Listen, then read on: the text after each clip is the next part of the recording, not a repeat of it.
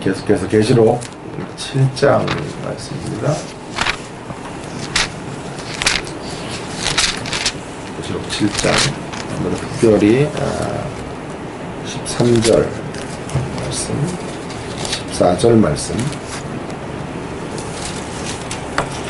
읽겠습니다. 계시록 7장 13절과 14절 함께 같이 찾으셨으면 같이 한 목소리로 읽겠습니다. 시작. 장로 중에 하나가 응답하여 내게 이르되 이 흰옷 입은 자들이 누구며 또 어디서 왔느냐. 내가 가로되 내 주여 당신이 알리이다 하니 그가 나더러 이르되 이는 큰 환난에서 나온 자들인데 어린 양의 피에 그 옷을 씻어 희게 하려느니라. 아멘. 오늘은 좀 뒤집어서 읽어보는 큰 환난이라는 제목으로 이렇게 말씀을 나누려고 합니다. 이제 시작을 이렇게 하려고 해요. 내려갈 때 보았네, 올라갈 때 보지 못한 그 꽃이라는 고은 선생님의 아주 짧은 시입니다. 매우 간단한 시지만 의미는 참 깊다고 생각이 들어요. 올라갈 때는 못 봐요. 너무 분주하게, 너무 바쁘게 정상으로 가야 되기 때문에. 그러나 내려갈 때 보니까 올라갈 때 못 봤던 그 꽃이 보이더라 하는 것이죠. 우리 인생이 이런 것 같아요. 돈을 향해서, 성공을 향해 달려가다가 정작 보아야 될 것들을 보지 못하고 그렇게 살아가고 있죠. 그러다가 이제 언제 깨닫냐 하면 이제 인생 황혼이 돼서 참 소중한 게 이런 거였는데 라는 깨달음을 가질 때가 있고, 누군가가 내 주변의 사람들이 마음에 상처를 입을 때 그럴 때 깨닫게 되고, 또 불행한 일이지만 시한부 인생을 선고받을 때 그때 인생의 의미들을 다시 생각하고 비로소 보여지는 것들을 그때 보게 되는 것이죠. 땅을 치며 후회하게 되는 일들이 생기게 되는데요. 오늘 7장, 계시록 7장에 소개된 저는 이제 큰 환난에 대한 이야기에 대해서 좀 주목을 하려고 합니다. 근데 그걸 한번 거꾸로 읽어서 큰 환난에 대해 우리가 가졌던 고정관념을 좀 뒤집어서 읽어보면 어떤 교훈을 얻을 수 있을까 하는 생각을 좀 하면서 말씀을 접근해 가도록 하겠습니다. 흔히 이제 큰 환난은 계시록의 큰 환난에 대해 많은 사람들의 해석은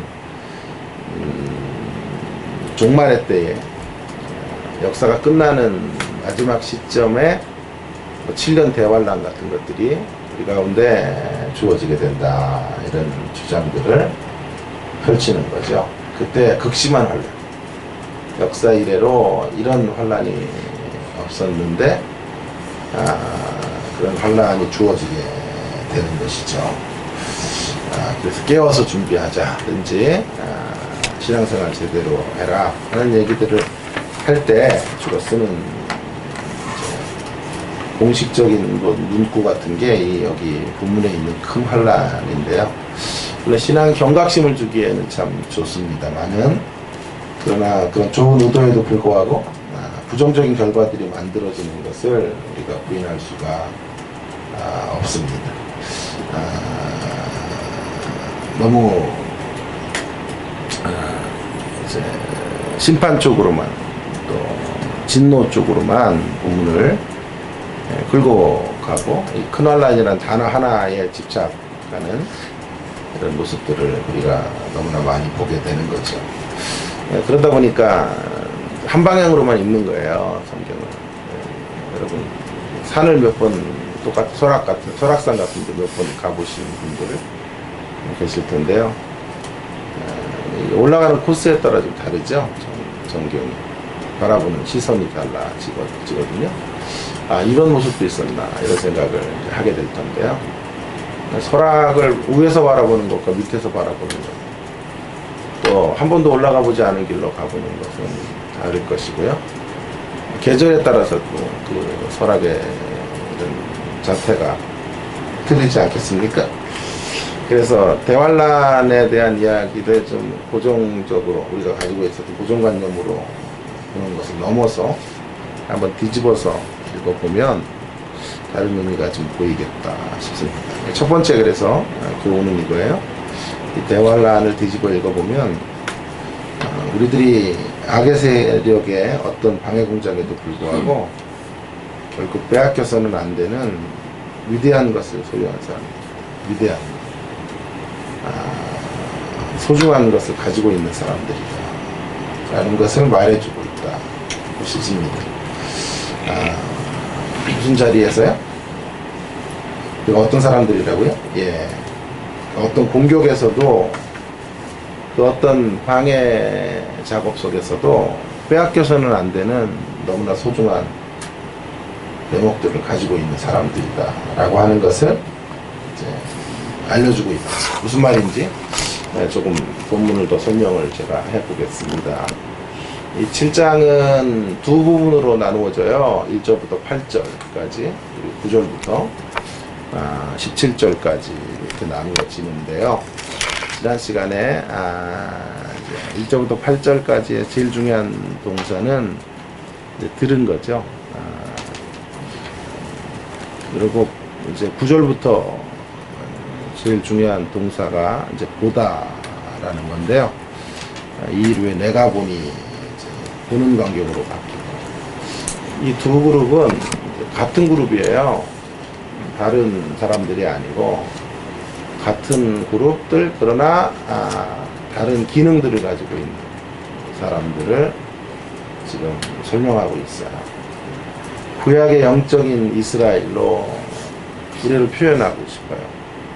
그 1장 1절부터 8절이 그렇고 9절부터 17절은 그러면서도 그들은 즉 14만 4천은 좀 누구냐, 여러 나라 가운데, 민족 가운데, 방언 가운데서 나타난 능히 셀 수 없는 큰 무리다. 능히 셀 수 없다. 앞에는 셀 수가 있었죠. 14만 4천이라고.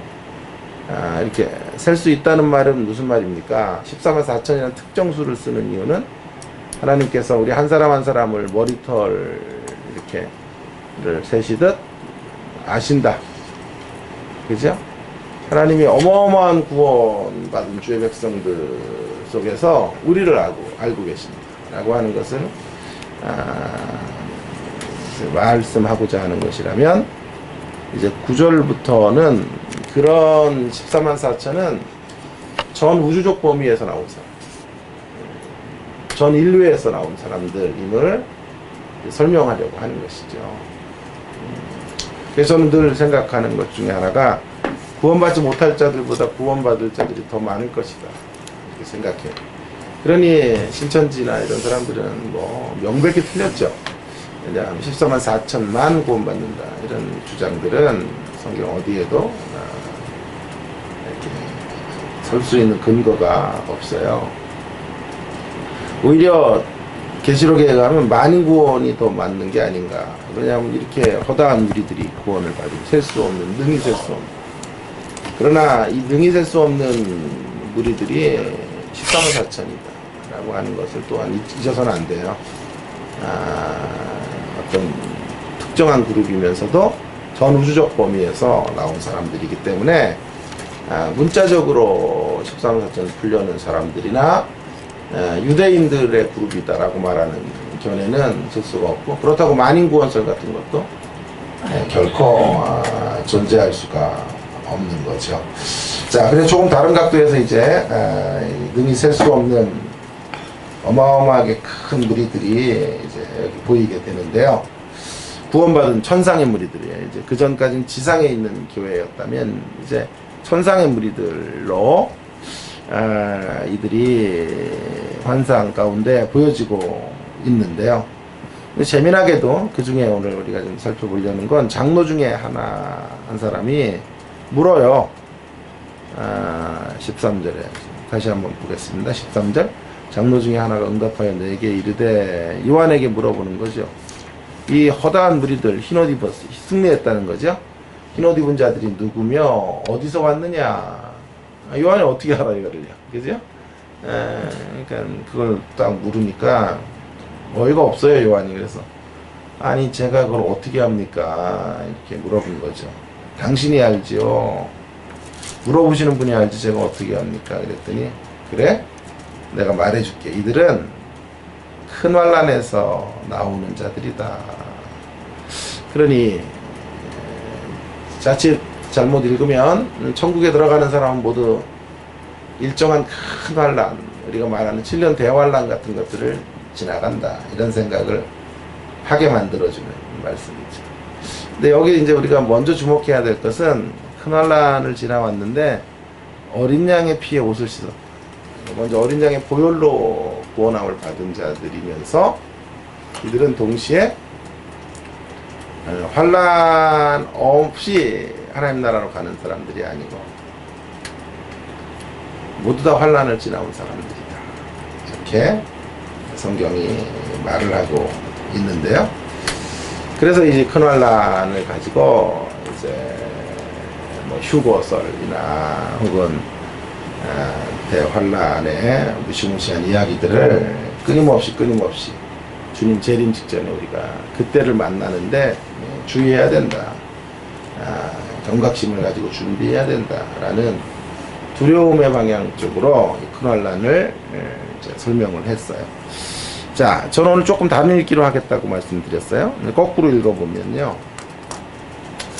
참 두렵다. 큰 환난이 있으니까. 모두가 다 큰 환난을 겪는다는 얘기인데, 너무나 두렵지 않나, 이런 생각이 들겠지만, 이런 식으로도 생각을 해보면 좋겠어요. 오히려, 악의 세력들이 우리들이 가지고 있는 게 너무 귀하기 때문에 그걸 뺏으려고 우리에게 도전해 오는 거죠. 그만큼 그러니까 그 어떤 세력이 우리의 가지고 있는 소중한 것을 빼앗으려고 해도 빼앗기지 않는 사람. 그러니까 큰 환난이라는 장애물이라도 집어넣어서 우리의 가는 길을 막으려고 하는 이런 세력들 가운데 우리는 그것들을 통과해 가는 사람이라고 말할 수 있겠습니다. 그만큼 소중한 것이 우리에게 있다. 빼앗겨서는 안 되는 것들이 있는 거죠. 다시 한번 또 말하면 주님 안에 우리가 어떤 인생인지를 이 큰 환난이라는 단어가 설명해 주는 거예요. 음면 무섭다가 아니라 우리가 지켜가야 될 너무도 소중한 것들이 있어서 큰 환난을 우리 가운데 보내고 있다. 자, 물론 이 큰 환난이라는 것이요 꼭 사단이 보내는 환난만 있는 건 아닐 거예요. 여러 가지 우리들의 인생사 자체가 삶이 버거워요. 사실은 사는 게 모두 다 버거워요. 그러니까 그게 서로 비교해 보면 누구는 더 버겁고 누구는 덜 버거울 수 있겠다 싶어도요, 당사자가 그걸 버겁게 느끼면 그건 다 큰 환난이거든요. 어린 아이들 뭐 성적 비관해서 죽고 이런 아이들도 많거든요. 야, 그까짓 거 뭐 별거 아니야. 우리는 그렇게 생각해도 그 당사자 편에 그게 중한 짐이었어요. 그럴 수 있거든요. 그러면 그것은 매우 큰 환난이 될 수가 있는데, 계시록 안에서는요 여러 종류의 환난을 말하지만 특별히 계시록 안에서는 이 큰 환난은 배경적인 설명에 의하면 여러분 지난번에 본 것처럼 로마의 황제가 주는 그런 박해 같은 게 대표적인 큰 환난이에요. 그죠? 그렇죠? 그런 큰 환난을 교회가 당하는 거죠. 그리고 지나온 사람들이다 라고 천상의 무리들에게 이야기를 하는 거죠. 자, 이렇게 생각하면 좋겠어요. 이런 얘기는 만약에 축구 같은 경기를 하는데 우리가 시시한 팀이면요 저쪽에서는 정예 멤버를 안 내보내요. 2군들 다 내보내서 이길 수 있는 팀 정도면 후보 선수들 내보내가지고 우리를 이긴단 말이에요. 그러나 우리가 가지고 있는 실력이 정말 대단하면요, 저쪽은 초긴장을 하겠죠. 그래서 최고의 선수들을, 그리고 그날 컨디션이 가장 좋고 골을 최고 많이 넣는 메시 같은 선수들을 최일선에 투입해서 총력전을 펼치겠죠. 그죠? 자, 성도들이 걸어가는 걸음에 큰 환란이 있었다라고 하는 말은, 그러니 너무나 무섭다라고 하는 말이 아니에요. 오히려 우리가 가지고 있는 이 너무도 소중한 것들이 탐나는 거죠. 그걸 빼앗고 싶은 거죠. 빼앗고 싶을 만큼 귀한 것을 갖고 있어요. 그러니까 큰 환란을 동원해야 돼. 예? 시시한 인생이 아니란 말이에요. 거꾸로 읽으면요, 무서운 게 아니라 우리가 정말 우리의 정체라는 게, 우리의 정체성이라는 게 어마어마하구나 라는 것들을 성경은 우리에게 확인시켜줘요. 여러분, 이 큰 환란을 주는 기본적인 대상이 누구냐 하면요, 그 공격자가 누구냐 하면 13장으로 다시 한번 가보시면요, 13장에 가면 바다에서 짐승이 하나 올라왔죠. 이 바다 짐승이 이제 보세요. 2절에 보세요. 내가 보니 짐승은 표범과 비슷하고 그 발은 고음에 밝았고 그 입은 사자의 입 같은데 용이 자기의 능력과 보좌와 큰 권세, 큰 권세를 주었죠. Great authority를 그에게 주었단 말이에요. 어마어마한 권세. 왜 이 바다에서 올라온 짐승은 적그리스도인데요. 적그리스도가 왜 이 어마어마한 권세를 가져야 되냐 하면 성도들에게 큰 환란을 주어야 되기 때문에 그래요. 그래서 4절에 보면 용이 짐승에게 고난을 주므로 용에게 경배하고, 이제 이 짐승이 성도들과 싸워요. 성도들과 싸워서 성도들을 이겨요. 6절, 7절에 보면 성도들과 싸워 성도들을, 물론 일시적이긴 하지만 성도들의 삶의 길을 가로막고 42달 동안 권세를 받아서 성도들과 싸워 누가 이겼다고요?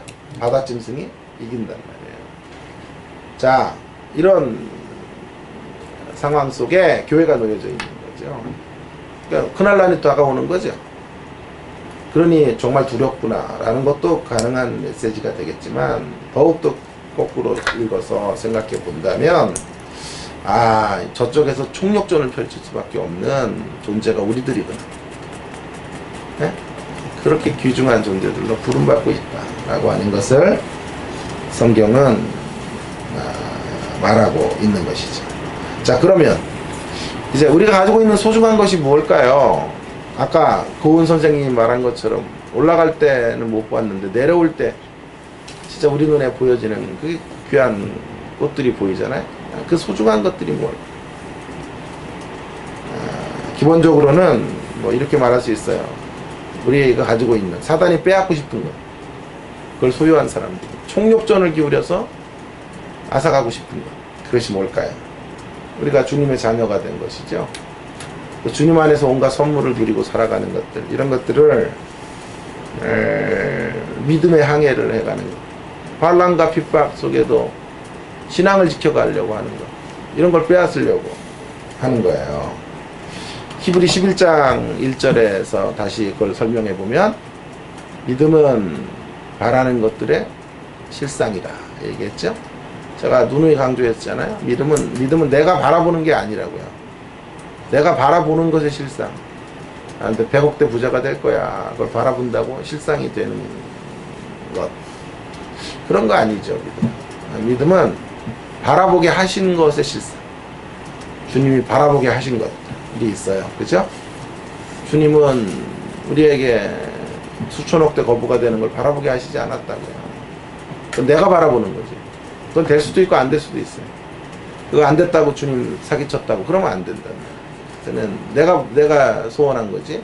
주님이 바라보게 하신 것은 아니에요. 주님이 바라보게 하신 건 뭐예요? 영생을 바라보게 하시고, 천국을 바라보게 하시고, 하나님의 인도하심을 바라보게 하시고, 주의 성령의 약속이나 보증 같은 것들을 바라보게 하셨죠. 그것들이 우리에게 소중한 것들이에요. 놓쳐서는 안 되는 것. 자, 계시록으로 와서 또 조금 다른 각도로 말해보면 우리가 가지고 있는 소중한 것.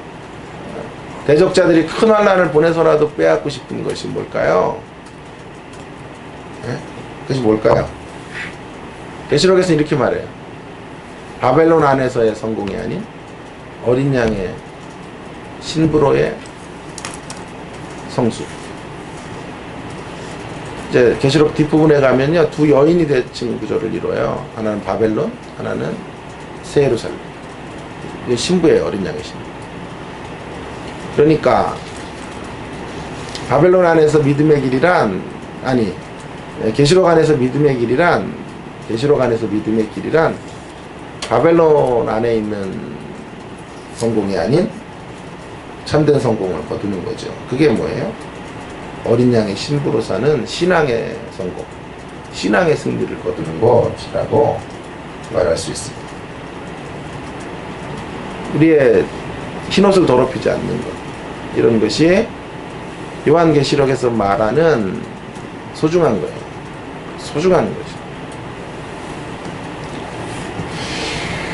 여러분, 악의 세력들은 몹시 화가 나 있어요, 지금. 왜냐하면 자신들의 수하에 우리를 둬야 되는데 우리를 빼앗겼죠. 예수님에게 빼앗겼죠. 공중의 권세 잡은 자들이 지금 다시 우리를 자기 편으로 끌어들이려고 하는데 그건 불가능하다는 걸 알아요. 예? 예수님이 우리를 그의 자녀로 만들어 놓았기 때문에 사단의 세력을 다시 빼앗아 가기가 힘들어요. 불가능하다는 걸 알아요. 그래서 이제 어떻게 하냐 하면 대환란을 보내는 거예요. 그들이 대환란을 보내서라도 총력전을 기울여서라도 빼앗으려는 게 있어요. 그게 뭐죠? 자, 어차피 내 수하에 못 들어올 거면 한 가지는 빼앗아야 되겠다. 그게 뭘까요? 그리스도 안에서 풍성하게 누리는 사람들은 빼앗아야지.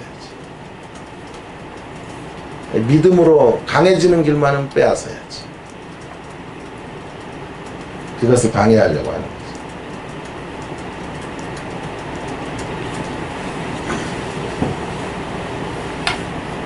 그래서 어찌하든지 예수를 믿어도요, 적당히 믿을 수밖에 없도록 만들어져요.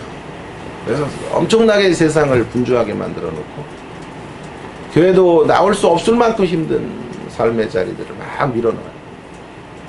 그래서 정신없이 우리를 돌려요. 그래서 명목상의 기독교인들이 되게 하고 주님을 위해서 치열하게 살지 못하도록 만들어 주는 것이 이 사단이 뺏으려고 하는 두 가지죠. 사단이 우리를 자기 수하에 넣으려고 하는 것, 사단의 종노릇함에 살도록 하려는 것이 첫 번째. 그거는 잘 쉽지 않다는 걸 알기 때문에, 그렇다면 한평생을 다른 곳에 충성하고 살도록, 예수님께 충성하지 못하도록, 예수님 안에 있는 이 존귀하고 아름답고 믿음의 깊이와 넓이와 폭 같은 것은 누리지 못하도록 만들어 놓으려고 하는 거예요. 그래서 요람에서 무덤까지 경쟁의 세상을 만들어 놓고 그 세상 속에 분주하게 살아간다. 한 번도 하나님 앞에 자기 내면을 성찰한다거나 자기 자신을 되돌아보지 못하도록 만들어 놓고 이 경쟁에서 살아남는 것을 목적으로, 그것을 위해서 오히려 기독교 신앙을 사용하도록 만들어주는 것이 이 세상이 지금 사단의 세력들이 우리를 향하여 달려드는 공격이에요. 바벨론이 말하는 왜곡된 성공의 가치로 모든 사람을 물들여요. 그래서 방란의 질주들을 하게 하는 것이죠. 돈으로 모든 것을 살 수 있다라고 말하고 그것을 향해서 달려가도록 만들어줍니다. 네덜란드 속담에 근데 이런 말이 있죠. 여러분 잘 아시는 속담인데요. 돈으로 살 수 없는 것들이 있어요. 돈으로 집을 살 수 있어도 가정을 살 수는 없어요. 돈으로 시계는 사도요, 시간을 살 수는 없다. 돈으로 침대는 사도 잠을 살 수는 없다. 돈으로 책은 살 수 있어도 지식을 살 수는 없고, 돈으로 의사를 살 수는 있어도 건강을 살 수는 없어. 돈으로 직위를 살 수는 있어도 존경을 살 수는 없어. 돈으로 피를 이제 살 수는 있어도 생명을 살 수는 없고, 돈으로 쾌락을 살 수는 있어도 사랑을 살 수는 없고. 여러분, 우리가 지켜야 될 것은요, 결국 네덜란드 속담으로 말하면 돈으로 살 수 없는 것들을 지켜야 돼요. 우리가 보아야 될 것. 그래서 돈으로 살 수 없는 이 가치들을 들여다보며 살아가야 돼요. 헨리 나우엔이라는 사람을 여러분 아시죠? 헨리 나우엔, 제가 존경하고 사랑하는 영성 신학자인데요. 저와 같이 실천 신학을 가르치는 너무나 소중했던 하나님의 사람, 예일 대학교 교수로 하버드에서 심리학과 신학을 가르쳤던 신부님이세요. 노틀담 세 학교를 이제 다니시며 강의를 하셨는데 최고의 인기 교수, 늘 수강 신청이 제일 먼저 차는 그런 교수였죠. 기라성과 같은 세계적인 석학들이 모여있는 곳에서 그 중에서도 넘버원이었던 사람이 헨리 나우엔이에요. 저희 학교에 저 갔다 그러면 또 난리 나겠네. 자, 승승장구하며 이제 그렇게 잘 나가던 때 매 학기에 책을 2권씩 썼다 그래요. 어마어마한 활동을 하고 학문의 영역을 넓혀갔던 시기에 돌연히 교수직을 그만둬요. 그리고 캐나다에 있는 토론토 인근에, 제가 살았던 토론토에 데이브레이크라고 하는 공동체로 들어가요. 거기 죽는 날까지 그는 아담이라고 하는 중증 장애우 한 사람을 섬겨요. 1996년에 심장마비로 돌연사하셔요. 그는 왜 누구나 다 부러워하는 예일의 대학 교수직을 버렸을까요? 하버드에서 가르치는 일을 그만했을까요? 그가 이렇게 말해요. 너무도 소중한 것을 반드시 누리기 위해서. 그가 생각하는 소중한 것, 그 소중한 것들을 누리기 위해. 모든 사람이 부러워할 만한 위로 올라가는 삶, 더 올라가고 더 내 이름이 쌓여가고 내 이름을 세상 속에 드러낼 수 있는 삶, 거기에는 내적인 만족이 없더라는 거예요. 늘 피곤한 일상밖에 없고.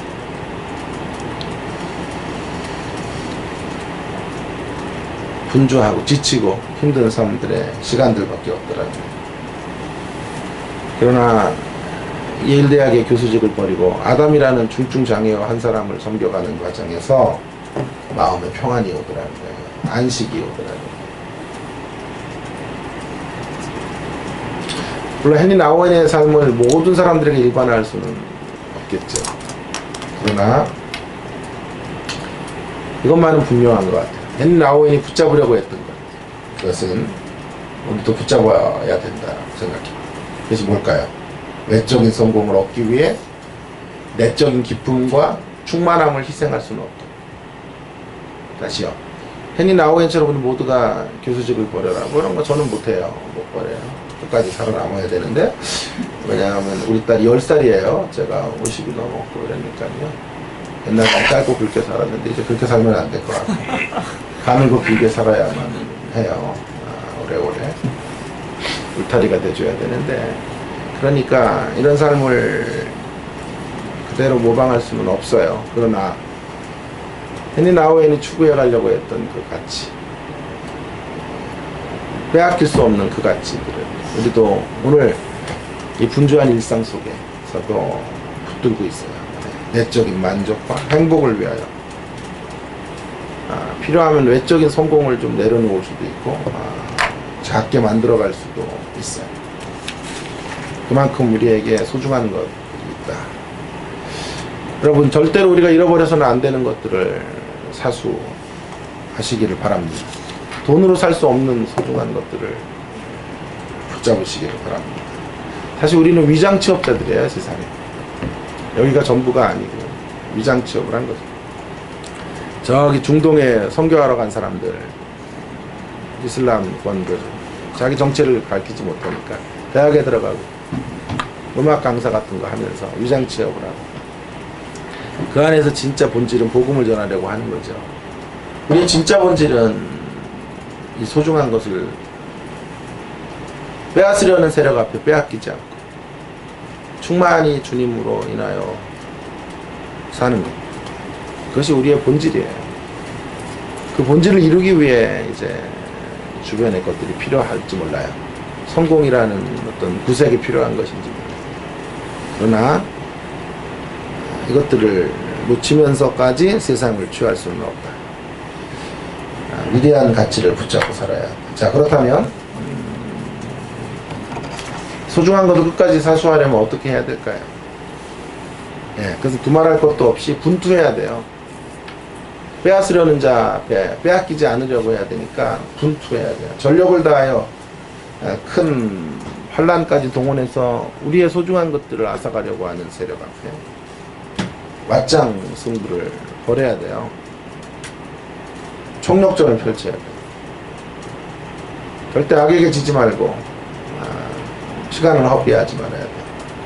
그러기 위해서 제가 권면하고 싶은 것은 우리의 싸움은 이기기 위한 싸움만이 아니라 이겨놓은 싸움이 있는 것이다 라고 하는 걸 다시 한번 강조하고 싶어요. 분투를 해야 되긴 하는데 그 분투라고 하는 것이 이겨놓은 싸움이지 그저 이기기 위한 싸움만은 아니다 라는 것을 생각하면서 싸워내야 된다. 확신 속에서 싸워야 돼. 우리 반드시 이길 수 있어요. 우리의 소중한 것 지켜갈 수 있어요. 여기 믿음의 선배들은 전부 그것을 지켰다 그러지. 그리고 하나님 나라 안으로 들어가게 되었으니까 우리도 그런 싸움들을 싸워야 되는데요. 자, 보세요. 이 크랄란을 다시 한번 좀 보십시다. 크랄란을 보면 되게 무서워요. 그러니까 7년 대환란 이야기 같은 게 나올 수 있지만 이렇게 보면 되게 이 크랄란이 우리에게 소망이 되기도 하고 위로가 되기도 해요. 아, 우리 대단하구나 정말. 저쪽에서 삼위일체 세력으로 다가와서 우리를 무너뜨릴 만큼 엄청난 걸 우리가 주님 안에 갖고 있구나, 이런 걸 깨닫게 되고요.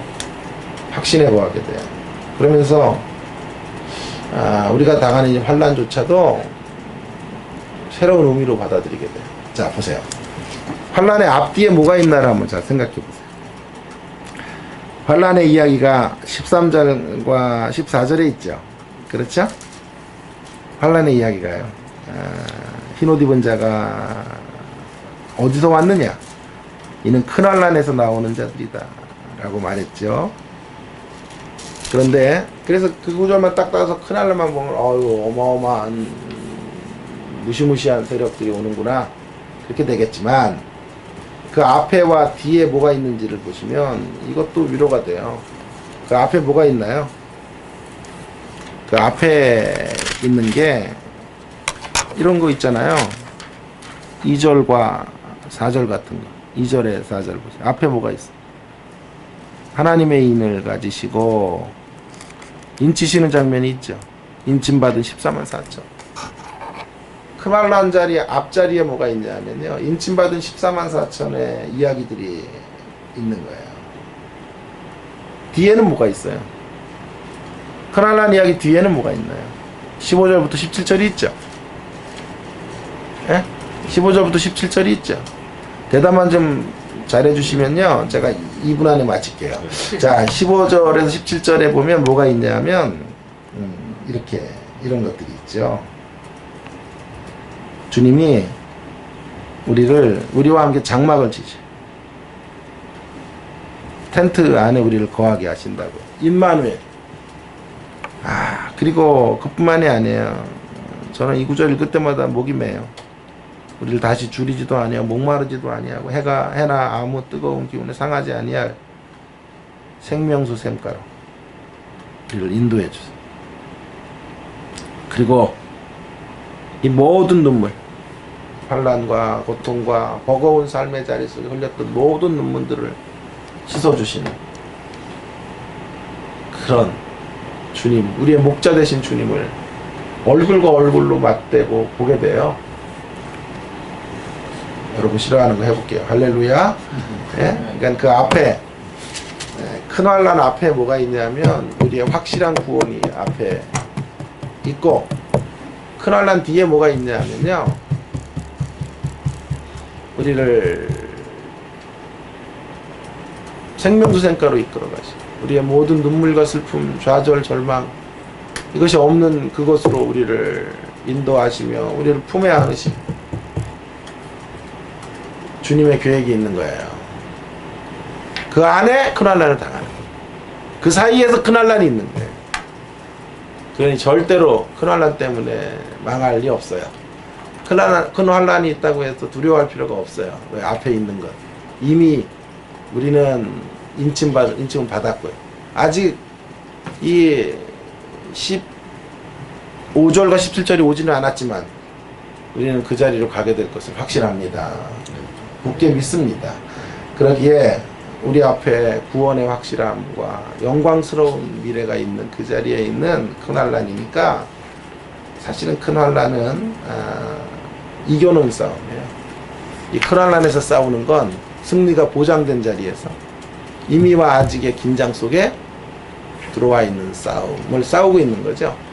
그렇다고 안 싸우면 안 돼요. 그러나 싸워서 이겼다고 내가 이긴 건 아니에요. 주님이 이 토대를 마련하셨고 그 궁극적 완성의 길로 저와 여러분을 이끌어 가실 거예요. 이 그림을 가장 잘 설명해 주는 것이 이거예요. 여러분, 한때 재밌었던 프로가 뭐냐면 진짜 사나이라는 프로가 지금도 하나요? 군대 이제 체험하는 프로예요. 근데 이제 저는 제일 재밌었을 때가 여자들이 나왔을 때예요. 여성들이 이제 군을 체험하는 거죠. 근데 제일 여자들 힘들어하는 게 이제 고공훈련 같은 거예요. 그래가지고 막 높은 이제 상공에 줄을 걸어놓고 양 이쪽 저쪽으로 이제 그 걸어가는 거죠. 유격 훈련인데, 예, 그런 훈련을 하는데 뭐 발을 띄지를 못해요. 막 울고 엄마 보고 싶다 그러고 뭐 아들 이름 부르기도 하고 너무 무섭으니까 이제 중도에 하차하겠다 그러고 막 난리가, PD가 설득하고. 그래서 이제 걸어가는데 사실은 되게 무서운 거죠. 그게 큰환난이죠. 그 유격 훈련이 큰환난일 수 있겠고 어려움일 수 있겠지만요, 잘 보시면요, 이쪽에 교관이 있고 저쪽 끝에도 교관이 있어요. 온몸에 안전장치들이 다 있어요. 그리고 만약에 만에 하나 헛발을 뒤져서 떨어지면 밑에 그물이 다 치어져 있어서 생명의 절대 지장이 없어요. 그리고 양옆에 줄이 있어서 그 줄을 잡고 발을 띄우기만 하면 저쪽 목적지까지, 물론 두렵고 어렵겠지만 건너갈 수가 있어요. 교관이 말해주는 대로 그 지침을 따라 가기만 한다면 성공률은 100%예요. 설사 헛발을 뒤져도 안전에는 아무런 위험이 없는 그런 길을 걸어가는 거지. 우리가 당하는 큰 환난이라는 것이요, 바로 그런 것이에요. 모든 안전장치가 앞뒤에 준비되어져 있고 주님의 엄청난 계획 속에서 우리가 큰 환난의 때를 지나가는 것이다 라고 믿습니다. 자, 그런 자리에 들어와 있는 큰 환난은 사실은 왜 주어졌냐면요, 그래가지고 저쪽으로 건너가잖아요. 이쪽에서 이쪽으로 건너가면 난리가 나요. 뭐 세계를 제패한 금메달 목에 건 사람보다 더 기뻐가지고 막 기뻐 뛰고 TV를 향해 여보 봤어요 막 그럼 우리 아들 엄마가 해냈다 그러면서 뭘 해냈는지는 모르겠지만 어쨌든 기뻐하며, 그리고 그 이야기를 평생 간증해요. 내가 유격훈련을 패스한 사람, 그때는 막 울고불고 난리치고 그랬다가 그 끝으로 갔을 때 찬송하게 되겠죠. 오늘 보세요. 그래서 이 사람들이요, 이 허다한 무리들이 뭐 하나 보세요. 10절에 큰 소리로 외쳐 가로되. 찬송하죠. 구원하심이 보좌에 아니 우리 하나님과 어린 양께 있도다. 하나님께 경배하고 노래하고. 노래가 뭐예요? 곡조 있는 뭐 말씀이래나 설교나 그런 얘기도 뭐 하잖아요. 이야기거리들이 풍성해야 노래가 풍성해요. 이야기거리가 풍성할 수밖에 없겠지. 왜냐하면 다 그 그날란을 지나왔고, 예? 다들 어려움의 고비들을 넘어서 빼앗기지 않아야 될 것들을 끝까지 사수했기 때문에 결국 이 그날란은 이런 결론에 도달하게 되겠네요. 우리로 노래가 풍성하게 하시기 위해서 허락하신 것들이다 라고 그렇게 믿습니다. 결론 맺겠습니다. 여러분, 사실 하나님께서 우리에게 보다 나은 성공을 주시면 좋겠어요. 그걸 마다할 리는 없고 거절할 필요도 없어요. 그러나 이런 경우는 우리가 주의해야 돼요. 그 성공이 보다 소중한 것들을 놓치게 하거나 바라보지 못하게 한다면 별로 그런 좋은 의미가 아니에요. 이런 소리 별로 매력 없는 소리라는 거 제가 잘 알지만 그래도 하나님 말씀이기에 저는 해야 될 것 같아요. 만약 저 개인으로 얘기해 보겠어요. 어떻게 살고 싶으냐라고 저에게 묻는다면 지금보다 더 큰 성공을 거두고 싶습니다 라는 기도는 드려본 적이 없어요. 제가 하나님 앞에 자주 하는 기도는 이거예요. 하나님, 반드시 빼앗겨서는 안 되는 것들을 빼앗기지 않고 살고 싶어요. 빼앗겨서는 안 되는 소중한 것들을 사수하며 한 생애를 살고 싶습니다. 주님을 꽉 붙잡고 살고 싶어요. 주님을 꽉 붙잡고 살고 싶어요. 그런 생각을 하는데 좀 어제 울컥하더라고요. 요즘은 제가 진짜 많이 하는 기도가 뭐냐 하면요, 정말 믿음이 있고 싶어요. 정말 진짜 믿음을 갖고 싶어요. 정말 믿음 안에 강하고 싶어요. 사랑하는 사람들이, 전 이제 부모님 이제 연로하시고 하니까 마음 준비를 해야 되는데, 이분들이 떠나가는 그 자리를 상상할 때가 많아요. 그래도 견딜 수 있는 믿음, 어떤 시련의 파도가 몰아쳐도 주님 안에 평안할 수 있는 그 믿음, 이런 믿음 있는 척 하는 게 아니라, 믿음 있는 척 하는 목사가 아니라 진짜 믿음이 요란한 형태로 믿음을 표현하는 게 아니라 진짜 주님을 잠잠히 바라볼 수 있는 진짜 믿음, 강한 믿음, 그런 믿음으로 서고 싶어요. 주님 저에게 바라시는 것은요, 더 큰 성공하다 오노라가 아닐 거예요. 진짜 성공한 동기도 봤어요. 이 아무개 목사라고 분당에 있는 봤는데요, 그렇게 부럽지가 않아요. 하나도 부럽지가 않아요. 커피 한 잔을 못 마셔요. 하도 유명해져서. 그럼 뭐 그렇게 살아요? 예? 길거리도 못 걸어다녀. 뭐 그렇게 살아요? 여름에 반바지도 못 입어. 하도 보는 사람들이 많다. 뭐 그런 삶을 살 필요가 뭐가 있어요? 늘 쫓기고 늘 부담감에 왜 그렇게 살아요? 근데 만날 때마다 내가 말해. 이찬수 목사님도 내가 더 행복하다. 내가 그래, 난 특별 사명이야. 그러니까 이 길을 가는 거고. 이런 얘기들을 하는데요. 여러분이 소중한 것들을 절대로 놓치지 마십시다. 내게 허락하신 소중한 시간과 소중한 사람들, 그들과 함께 살고 싶어요. 저에게는 제 아내와 딸 너무 소중하죠. 소중히 지키며 황혼의 길을 걸으시는 부모님들을 좀 소중하게 돌보고, 일주일에 한 번은 꼭 찾아뵈려 그래요. 어제도 종일 부모님과 시간을 갖죠. 평생 그렇게 살았죠. 일주일에 15년 교수생활 동안 특별한 예외가 없는 시간들을, 별로 생산적인 시간이 아니에요. 연구활동에 도움도 되는 것도 아니고 오히려 내가 가지고 있는 돈들을 써야 되고 시간을 들여야 돼. 허드렛 일 해드려야 돼. 시장 봐드리고 그런 거 하는 거지.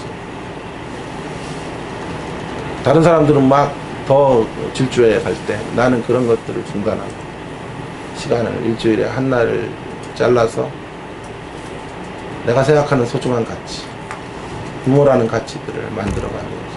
그분들과 만나는 시간. 세상에 보면 바보 같은 사람일 수 있겠지. 그러나 그 시간에 내 이름이 더 알려지는 것보다 저는 이것이 내가 사수해야 될 소중한 것이라고 확신해요. 그러기에 이런 가치들을 살고 싶고, 앞으로 저는 뭘 해야 될까요? 이런 생각을 자주 해요. 이제 좋은 설교자 몇 명이라도 좀 만들고 떠나고 싶어요. 진짜 저보다 훨씬 말씀을 잘 볼 수 있는, 성경을 깊이 볼 수 있는 몇 명의 진짜 말씀의 사역자들을 좀 키워서 한국교회 곳곳에 좀 보내면 이 타락한 교회들이 회복이 되지 않겠어요? 그 일을 남은 한 10년의 시간 동안 제가 해야 되지 않을까. 그리고 그 일을 위해 내 인생을 던지고 투자해야 되겠다. 그러기 위해 시간을 더 단순화시키고 한 곳에 집중하며 더 큰 성공보다 더 큰 어떤 영광의 자리보다 내가 갖고 있는 이 소중한 가치들, 나에게 부여해 주신, 보게 해 주신 것들을 붙잡고 살아가야 되겠다라는 확신을 더욱 갖게 됩니다. 다시 고운의 시로 돌아가겠습니다. 내려갈 때 보았네, 올라갈 때 보지 못한 그 꽃.